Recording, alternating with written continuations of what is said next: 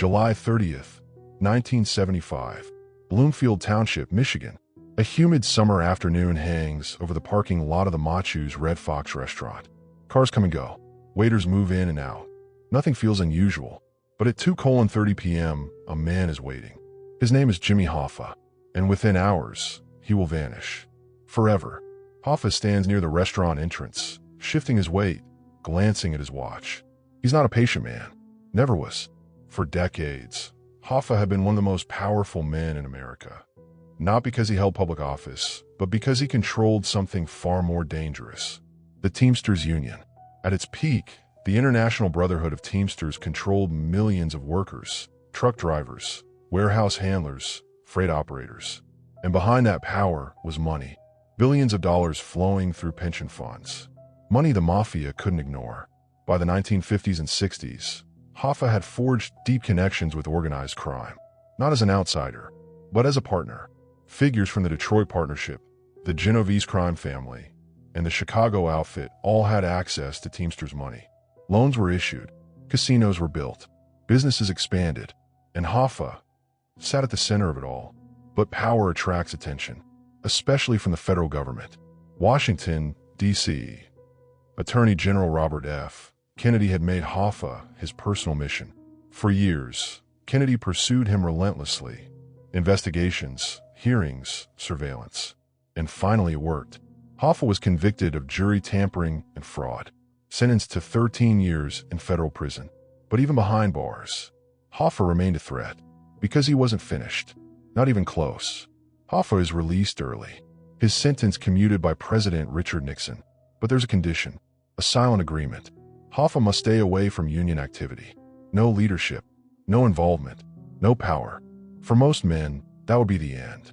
But Hoffa wasn't most men. By 1973, he was already planning his return. Quietly, carefully, dangerously. The problem was the mafia had moved on. During Hoffa's time in prison, control of the Teamsters had shifted. New leadership, new alliances, new power structures. And at the center of it were men who didn't want Hoffa back. One of those men was Anthony Provenzano, known as Tony Pro, a feared captain in the Genovese crime family. Brutal, calculated, patient. Years earlier, Hoffa and Provenzano had been allies, even friends. They served time together, shared meals, shared conversations. But something changed. Power, money, control. By the mid-1970s, the relationship had turned cold, then hostile, then dangerous. Witnesses would later describe arguments, threats, tension building beneath the surface. Hoffa wanted his union back. Provenzano and others wanted him gone, and Hoffa knew it. In the weeks leading up to July 30th, Hoffa confided in close associates. He felt pressure, felt watched, felt blocked at every turn. But he also believed something else, that he could fix it, settle things, face to face. So, when a meeting was arranged, he accepted. The location, Machu's Red Fox, a suburban restaurant, neutral ground, respectable enough to avoid suspicion. The men he expected to meet?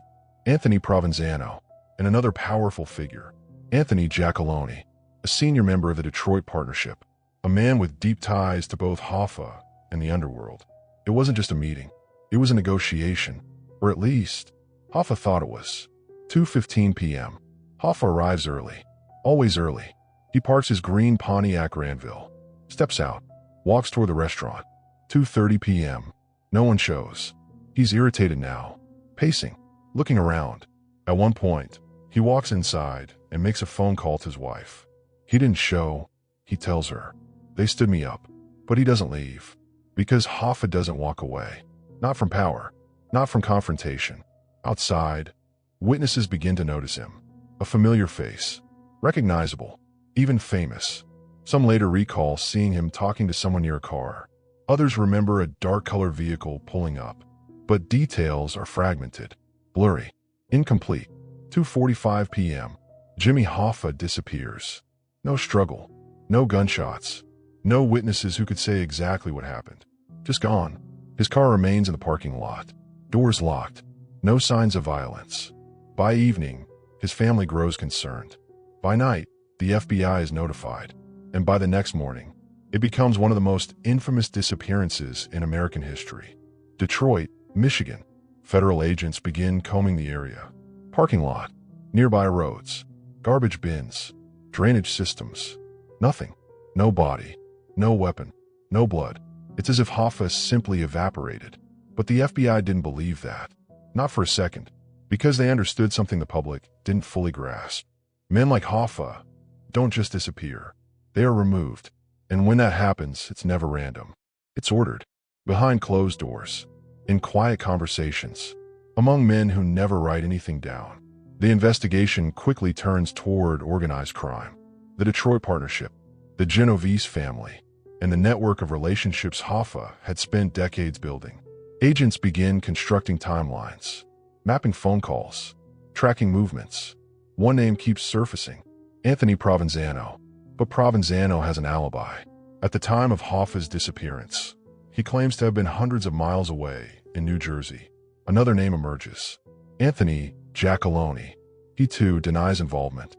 And like many powerful men connected to the mafia, he says very little. Silence becomes the dominant language. Meanwhile, rumors spread. Buried under a stadium. Disposed of in a steel drum. Cremated. Dumped in a river. Theories multiply, but evidence does not. Behind the scenes, something else is happening. Within the mafia, Hoffa's disappearance sends a message. A loud one. He crossed the line. And in that world, there are consequences. But the biggest question remains unanswered. Who gave the order? Because removing someone like Jimmy Hoffa was not a decision made lightly. It required approval, coordination, trust, and above all, silence. As federal investigators dig deeper, another name begins to surface in whispers.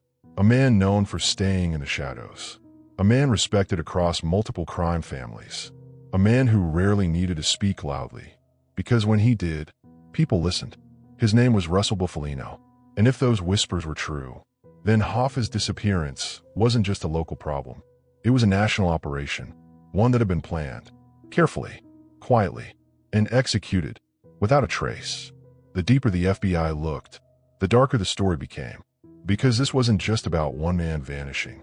It was about power, control, and the brutal reality of what happens when you try to take back something the mafia believes already belongs to them. And somewhere in that silent world of backroom decisions, Jimmy Hoffa had already been judged. The only thing left was the sentence and the men who would carry it out. Late July 1975. Detroit is restless. Not on the surface. The streets move as they always do. Factories hum. Traffic flows. But beneath it all, something is shifting. Inside the world of organized crime, tension is building. Because Jimmy Hoffa isn't backing down. Despite warnings. Despite pressure. Despite the quiet signals sent through intermediaries. He continues pushing for control of the Teamsters. And that changes everything. For men like Anthony Provenzano, this is no longer a disagreement. It's a threat. The Teamsters Pension Fund is still one of the most valuable financial pipelines in organized crime. Loans to Las Vegas casinos, investments in construction, millions moving quietly through channels controlled by men who prefer shadows. If Hoffa returns, he disrupts that system. And worse, he becomes unpredictable. Within the mafia, unpredictability is dangerous. It attracts attention. Law enforcement, wiretaps, grand juries. Men had already gone to prison because of Hoffa, and they were not eager to risk it again. So conversations begin. Quiet ones, private ones, not in public clubs, not in offices, but in back rooms, homes, and late-night gatherings where no records exist. At the center of these discussions is Russell Bufalino, a quiet figure, soft-spoken, almost invisible to outsiders. But inside organized crime, he is something else entirely. Bufalino is known as a mediator, a connector between families, a man who can settle disputes without raising his voice. And when multiple families are involved, his influence becomes critical, because Hoffa's situation is no longer local. It involves the Detroit Partnership, the Genovese family, the Chicago outfit. Too many interests, too much money. According to later accounts from informants and investigators, a consensus begins to form. Hoffa cannot be controlled, and if he cannot be controlled, He must be removed. But even in the mafia, there are rules. You don't eliminate a man like Hoffa without justification, without agreement, without structure. This isn't just a hit. It's a message. And messages must be clear. Back in Detroit, the setup begins to take shape. A meeting is arranged. Neutral ground. No immediate suspicion. The Machu's Red Fox restaurant. The names attached to the meeting are carefully chosen. Anthony Provenzano, Anthony Giacalone. Two powerful figures. Two men Hoffa knows. Two men he believes he can reason with. That's important, because Hoffa would never walk into a trap with strangers, but with familiar faces. He lets his guard down, at least enough. Investigators later reconstruct what may have happened next. The plan likely required multiple layers.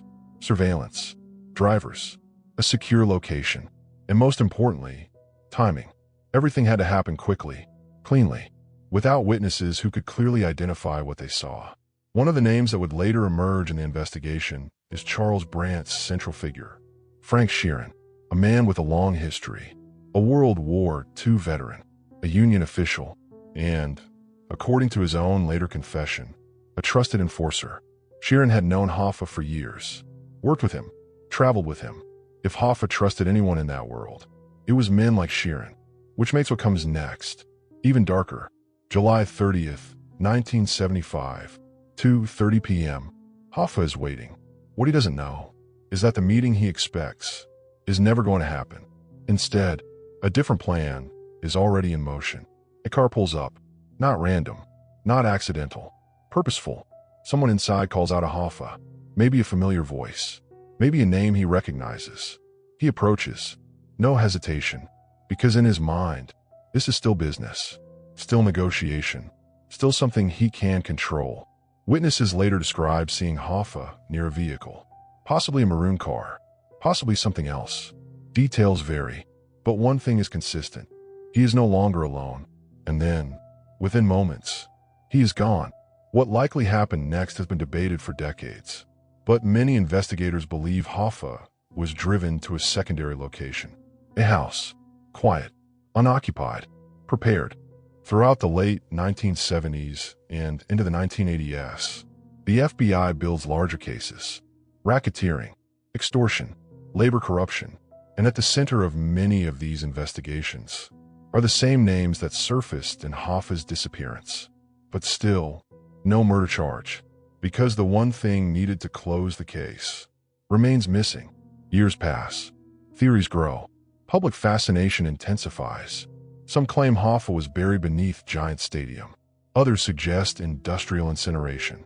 But investigators remain grounded in one reality. The body was destroyed. Deliberately. Professionally. Then, decades later, something changes. A voice emerges from inside the world that had stayed silent for so long. His name is Frank Sheeran, a man with a long past, connections to the Teamsters, ties to organized crime, and, according to his own account, a direct role in Hoffa's death. In his final years, Sheeran begins to talk, not to law enforcement directly, but to author Charles Brandt. What follows becomes one of the most controversial confessions in organized crime history. Sheeran claims he was the one who killed Hoffa. He describes the day, the car ride, the house. He describes standing behind Hoffa, pulling a gun, firing. 2 shots. Quick, controlled, final. According to Sheeran, the hit was sanctioned, approved through channels that led back to powerful figures, including Russell Bufalino.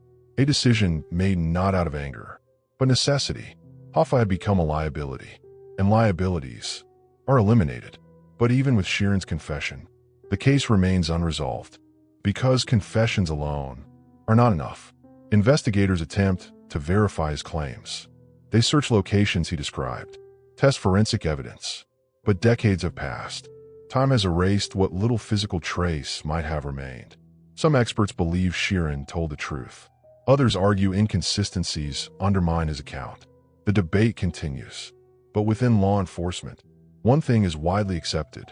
Hoffa was killed, and it was ordered. Meanwhile, the men suspected of involvement begin to fade from the story. Anthony Provenzano is later convicted in unrelated racketeering and murder cases. He dies in prison in 1988, never charged in Hoffa's disappearance. Anthony Giacalone avoids conviction in the Hoffa case entirely. He dies in 2001, taking whatever he knew with him. Russell Bufalino lives quietly compared to other bosses, avoiding the spotlight, maintaining influence behind the scenes. He dies in 1994, never publicly tied to the crime in court. And Frank Sheeran dies in 2003. His confession still debated, still questioned, still unresolved. For the FBI, the Hoffa case becomes one of the most frustrating investigations in its history. Not because they didn't understand what happened, but because they couldn't prove it. And that distinction matters, because in the world of organized crime, understanding is not enough. You need evidence. And in this case, there was none left to find. Over time, the disappearance of Jimmy Hoffa transforms into something larger than a crime.